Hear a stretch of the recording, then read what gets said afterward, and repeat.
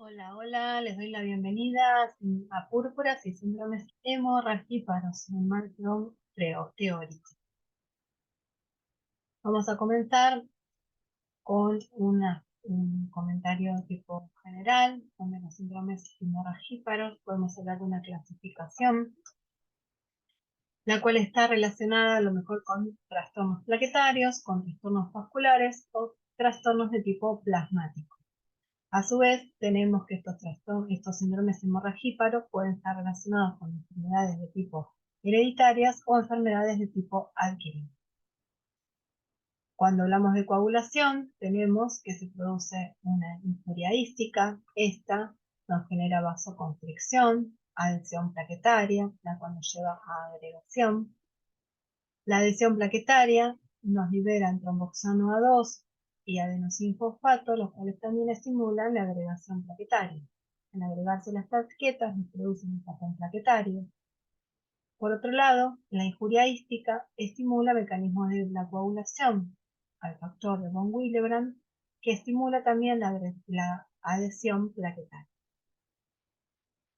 La injuria ística también libera factor tisular y a su vez estimula el endotelium vascular, el cual genera prostaciclinas que inhiben la agregación plaquetaria. En lo que era la cascada de la coagulación, teníamos una vía intrínseca, una vía extrínseca y una vía común que compartían.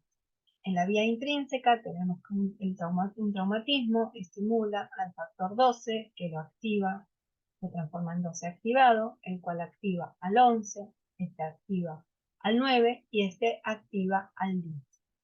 Cuando hablamos de la vía extrínseca, vemos que el factor tisular estimula al factor 7, el cual estimula también al factor 10. Eh, tenemos al 10 que ha sido activado tanto por la vía intrínseca como por la vía extrínseca, el cual en el factor 5, la presencia de calcio y la presencia de fosfolípidos actúan estimulando la protrombina, que se transforma en trombina. Esta, a su vez, termina estimulando la formación del fibrinógeno en fibrina, con la consiguiente formación de polímeros de fibrina.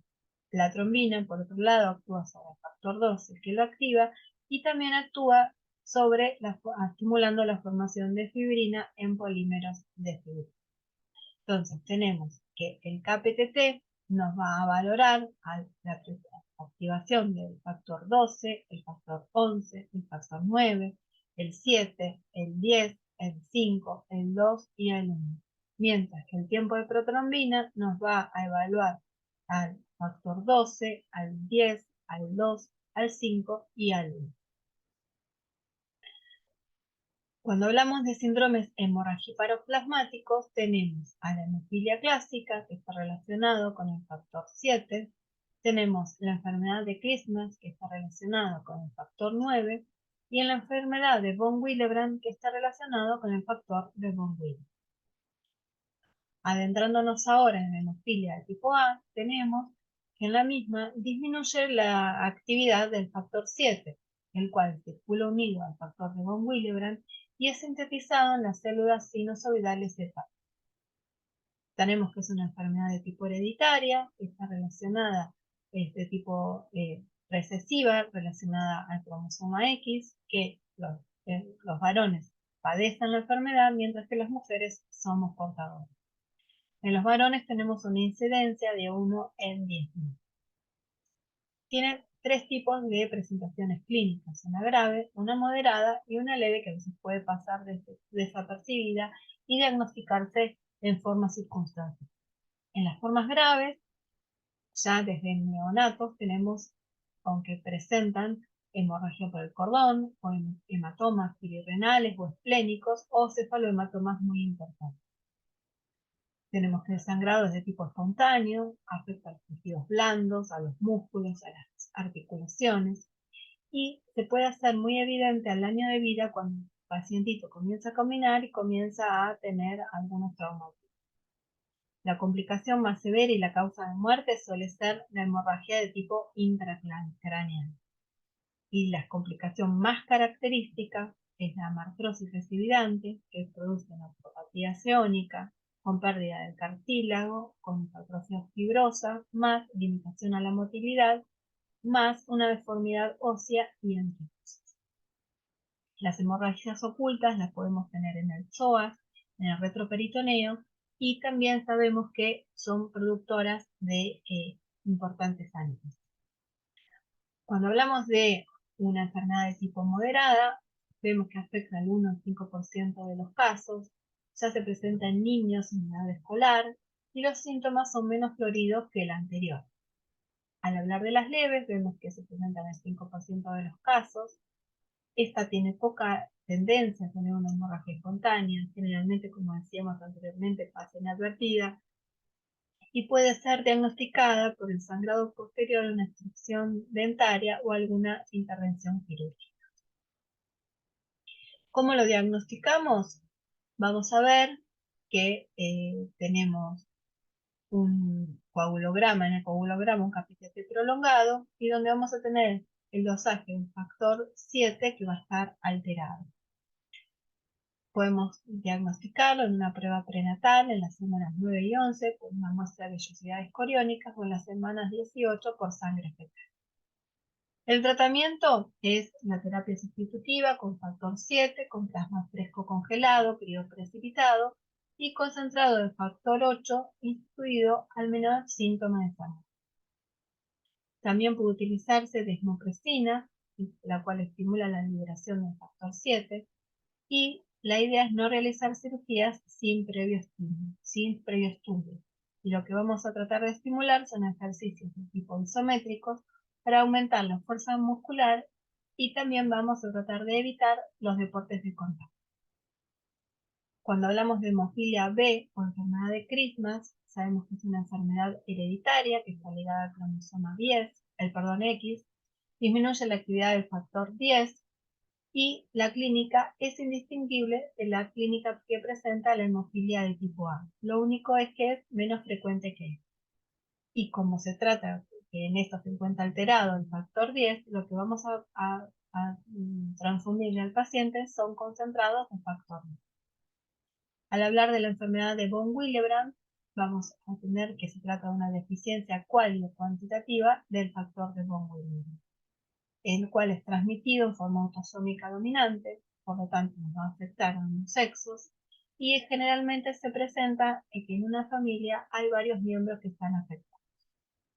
Este es sintetizado por el endotelio vascular, por los megacariocitos y por las plaquetas, particular unido al factor 8, y está estimulado por la agregación plaquetaria lineal. En la clínica vamos a ver que presentan hemorragias por mucosas, por alguna alteración odontológica, hemorragias quirúrgicas o bien una metrorragia. En este caso, a diferencia de la hemofilia tipo A, es raro que se presente hemartrosis. El diagnóstico lo vamos a realizar mediante el coagulograma, donde vamos a tener un tiempo de sangría aumentado. El tratamiento va a ser con concentrados de factor de von Willebrand, o bien por el uso de anticonceptivos orales, los cuales aumentan su nivel, o bien por un anticuerpo tranexómico o anticuerpo aminocaproico. Ahora pasamos al tema de púrpura. La púrpura de Jones-Hench. Se trata de una púrpura anafilactoide, cuya etiología es desconocida. Se presenta en niños entre 4 y 8 años. Es raro que aparezca antes de los 6 meses.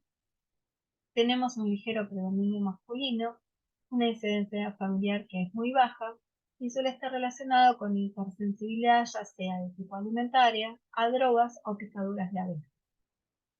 Suele estar precedida por alguna infección viral 2 a 3 semanas previo a la aparición de los síntomas clínicos. En cuanto a su clínica, tenemos que comienzo es agudo, el estado general está ligeramente comprometido, se pueden presentar fiebre, decaimiento y algunas manifestaciones simultáneas que pueden afectar piel, articulaciones, abdomen, a nivel renal o bien una vasculitis. A nivel cutáneo encontramos con maculopápulas eritematosas, rojas, que que se transforman, que pueden ser también petequias equimóticas y purpúricas, que tienen un color púrpura, luego se transforman en algo herrumbroso y terminan desapareciendo. Tienen vitropresión positiva, la distribución es centrífuga, en menguante y en medio, porque nos afecta desde los pies hacia las rodillas y desde las manos hacia los codos y el hombro. Puede presentar algunas lesiones de tipo aisladas en abdomen, en tórax y en cara. Suelen aparecer en brotes y por lo tanto presentan un distinto nivel evolutivo.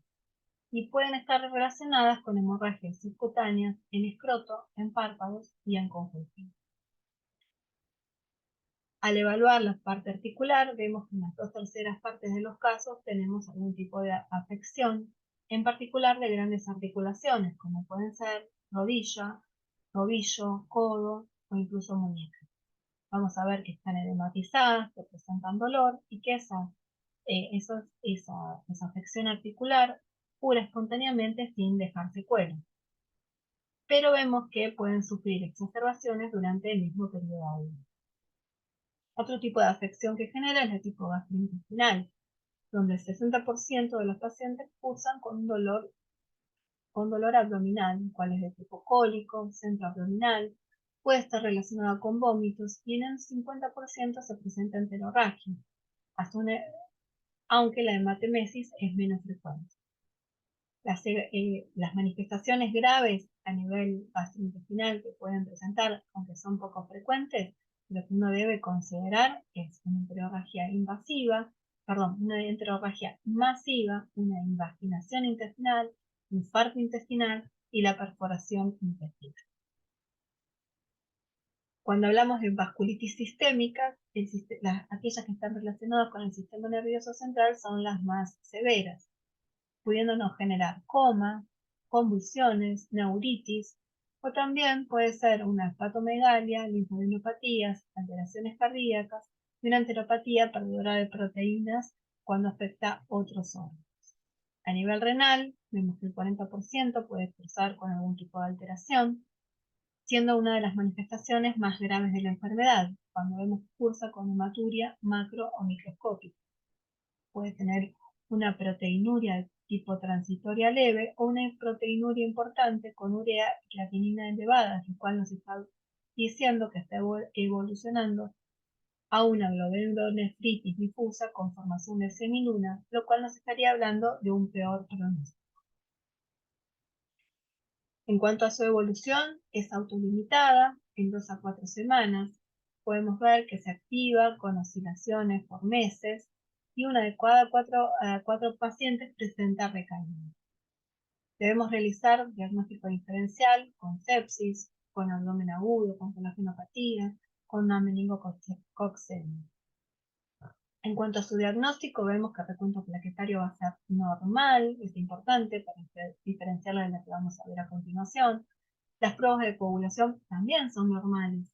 En el hemograma vamos a tener una linfocitosis, una eosinofilia, una IgA aumentada, podemos tener sangre oculta en materia fecal positiva, un sedimento urinario con la presencia de microhematuria, proteinuria leve, y en el caso de presentar una proteinuria masiva nos está hablando de su severidad.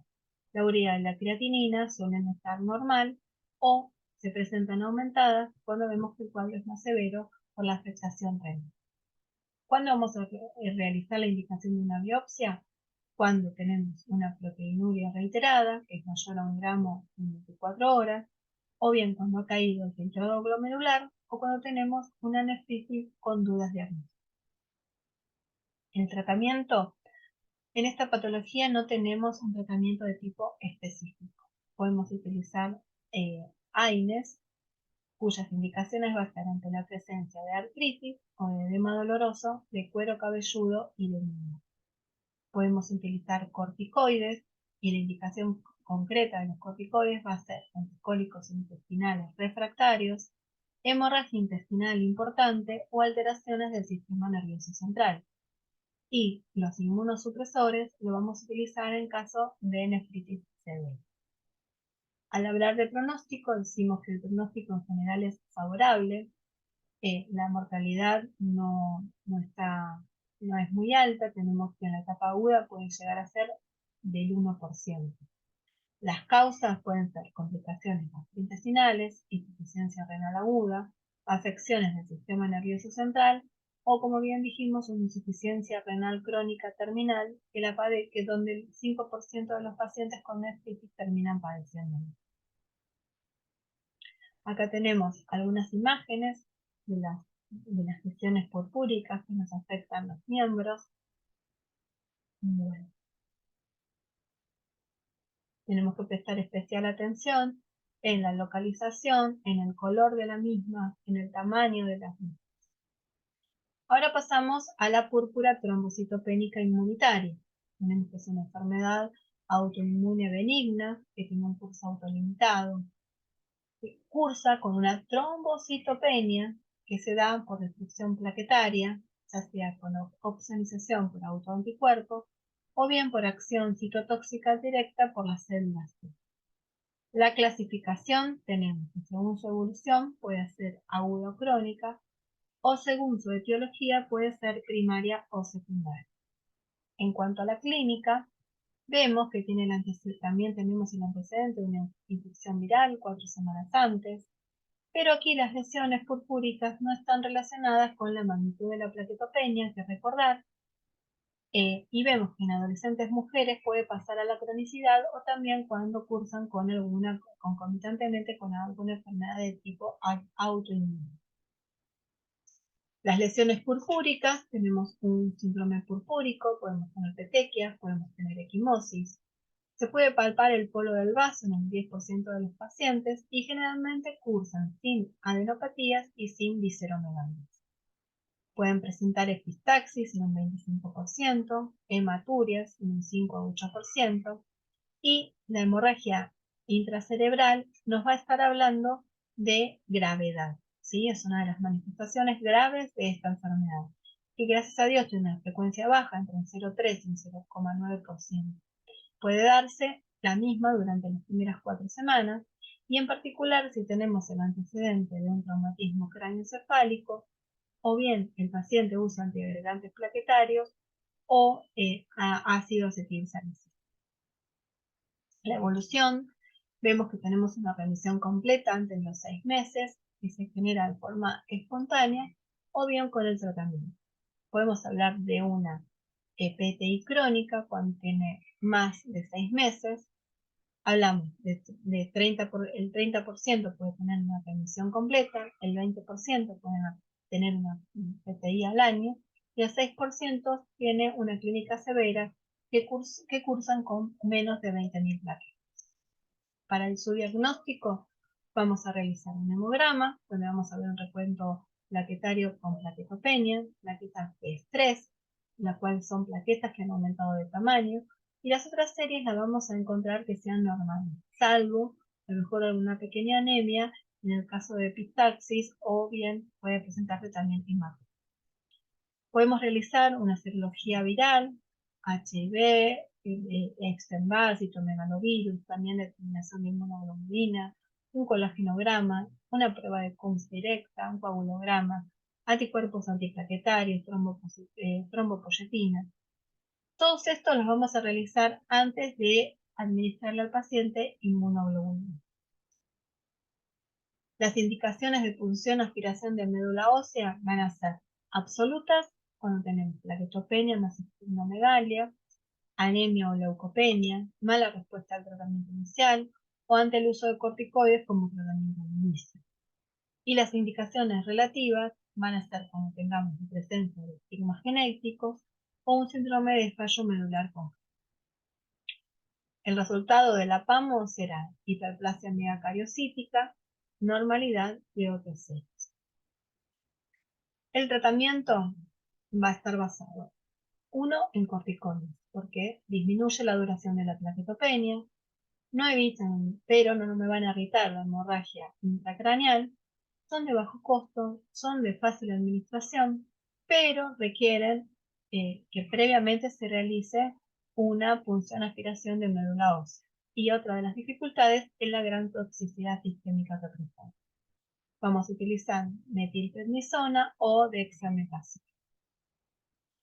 El otro de los tratamientos es la utilización de gamma globulina humana, que disminuye la duración de los síntomas, no requiere la realización de fármaco previa, tiene una mejor toxicidad, pero tiene un alto costo y la administración eh, por vía intravenosa puede generar hipersensibilidad, cefalea, hipotensión arterial, leucopenia o neutropenia. El tercero de los tratamientos puede ser una gamma-globulina anti-D que tiene mejor costo, es de corta duración de infusión, pero nos puede dar una anemia hemolítica y reacciones de hipersensibilidad como fiebres, náuseas o vómitos. En el cuarto lugar tenemos las transfusiones de plaquetas, si bien ha disminuido su uso con la presencia de autoanticuerpos que van disminuyendo su vida media, las indicaciones serían ante casos de hemorragias críticas o de cirugías de urgencia. Y finalmente la esplenectomía, que se realizará solo ante cuadros de hemorragia que comprometan la vida del paciente y no responde al tratamiento.